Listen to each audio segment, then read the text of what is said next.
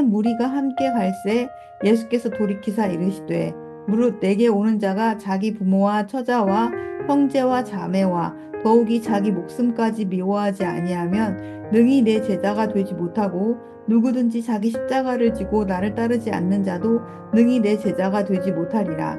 너희 중에 누가 망대를 세우고자 할진대 자기의 가진 것이 준공하기까지에 족할는지 먼저 앉아 그 비용을 계산하지 아니하겠느냐. 그렇게 아니하여 그 기초만 쌓고 능히 이루지 못하면 보는 자가 다 비웃어 이르되 이 사람이 공사를 시작하고 능히 이루지 못하였다 하리라.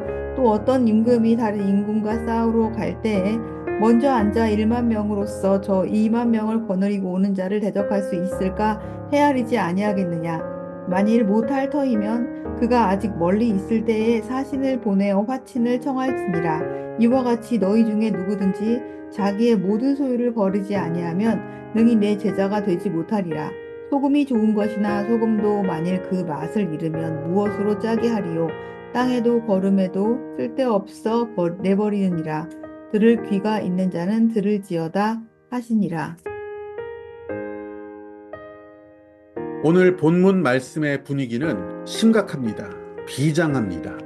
예수님께서는 무리들을 향해 제자의 조건, 제자로 살아가는 삶에 대해 도전하십니다. 그 조건은 크게 세 가지로 정리할 수 있겠습니다. 26절, 27절, 그리고 33절에 기록되어 있습니다. 먼저, 가족은 물론 자기 목숨까지 미워해야 주님의 제자가 된다 라고 하십니다. 두 번째, 십자가를 지고 주님을 따라야 제자라고 하십니다. 세 번째는 자기의 소유를 버려야 제자다. 이렇게 말씀하십니다. 듣기만 해도 부담스러운 이 세 가지 제자의 조건을 제시하십니다. 이것이 제자도, 제자의 길을 가는 조건이라면 누구나 정말 고민스러울 수밖에 없습니다. 저도 여러분도 누구라도 이 쉽지 않은 길, 제자로 살아가는 길 앞에서 머뭇거리게 될 수밖에 없는 이 세 가지 조건을 주님은 도전하십니다. 누구에게나 각자 이 땅에서의 삶이 있습니다. 먹고 사는 일, 자기의 꿈, 인생에서 반드시 이루기 원하는 어떤 지위, 성공, 처자식, 가족들, 직업, 자동차, 집 등등. 내려놓지 못하는 우리 생활의 것들, 우리가 원하고 바라는 것들, 참 내려놓기 쉽지 않은 것들이 많습니다.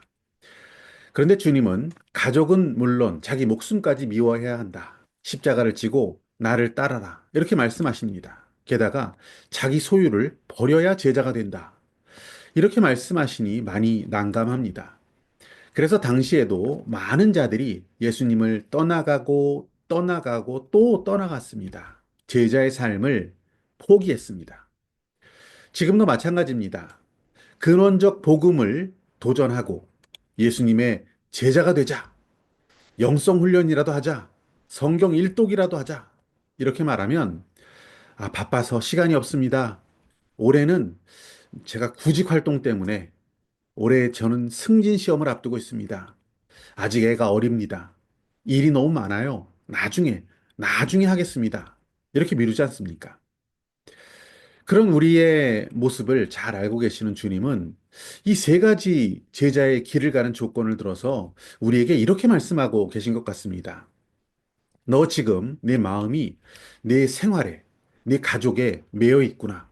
네 가진 것, 네 시간, 네 소유, 네 건강, 네 자신이 이 복음의 길보다 더 중요하다라고 생각하는구나. 너는 지금 어떤 십자가도 헌신도 희생도 하지 않겠다라고 생각하고 있구나. 그런데 만일 너 지금 거기에서 네 눈을 돌려 마음을 돌이켜 나를 따르는 길을 택하지 않는다면 결코 제자가 될 수 없어 라고 말씀하십니다.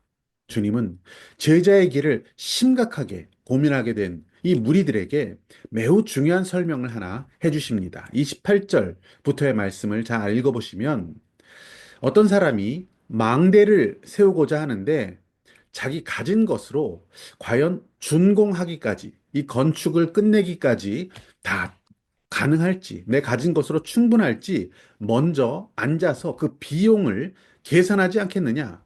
그런데 그 계산을 하지 않고 건축을 시작하게 된다면 그냥 기초만 쌓고 그 공사를 못하게 되니 사람들이 얼마나 비웃겠느냐. 이런 말씀을 하십니다.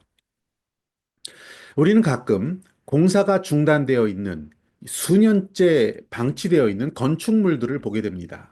그 흉물스러운 것을 볼 때마다 우리 모두 한마디씩 하게 되지 않습니까? 저 누가 저래 놓은 거야? 저게 뭐야? 짓다가 말고 참 멍청하다. 흉물스럽다. 예수님께서는 제자가 되겠다라고 따르는 그 무리들을 향하여서 너희들은 지금 나를 따르고 있는데 그런데 그냥 무턱대고 따르기 시작하면 따르게 된다라고 해서 그게 모든 것을 해결하지 이런 것은 아니야. 먼저 해야 할 것이 있어. 망대를 짓고자 하는 자가 먼저 그 비용을 계산하고 시작하는 것처럼 너희도 계산해야 할 것이 있어. 나를 따르기 전에 그 계산부터 해야 해. 그 계산도 안 하고 그냥 시작했다가 제대로 나를 따르는 이 제자의 삶을 살지도 못하고 포기하게 되고 멈추게 되고 중단하게 되면 그게 남들 보기에 얼마나 흉물스러운 상황이 되는지 너 알고 있니? 제자의 삶을 시작하기는 했지만 제대로 살아나지 못하는 그 모습. 시작은 했는데 이러지도 저러지도 못하고 세상 나라에서 그냥 세상 사람들과 똑같은 모습. 복음의 길은 이미 포기했고 영적으로도 주저앉아서 그냥 살아가는 문제, 먹고 사는 문제, 의식주 문제에 딱 걸려서 제자의 길을 가지 못하고 포기한 자들. 결국 세상 사람들이 그를 향하여서 손가락질하고 흉물스럽다라고 비난받을 수밖에 없는 처지가 되는 거야. 라는 말씀입니다.